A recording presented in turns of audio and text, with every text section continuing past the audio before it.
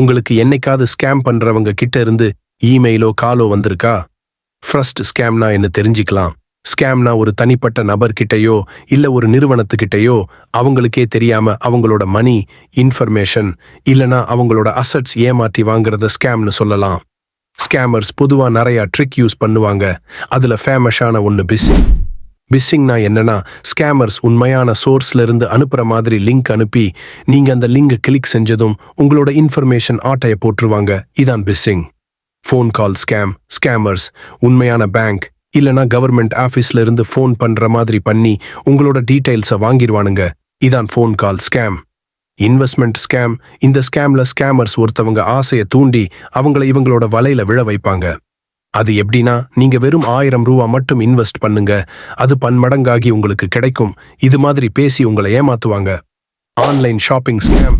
இதுல ஸ்கேமர்ஸ் போலியான shopping website உருவாக்கி ஸ்கேம் பண்ணுவாங்க, இல்லனா இல்லாத பொருளை ஆன்லைன்ல விற்பாங்க. இது மூலமா கிரெடிட் கார்டு டீடைல்ஸ் திருடுவாங்க. இந்த மாதிரி ஸ்கேம்ல மாட்டிக்காம சேஃபா இருங்க. இது மாதிரி வீடியோ பார்க்க நம்ம சேனலை சப்ஸ்கிரைப் பண்ணிக்கோங்க.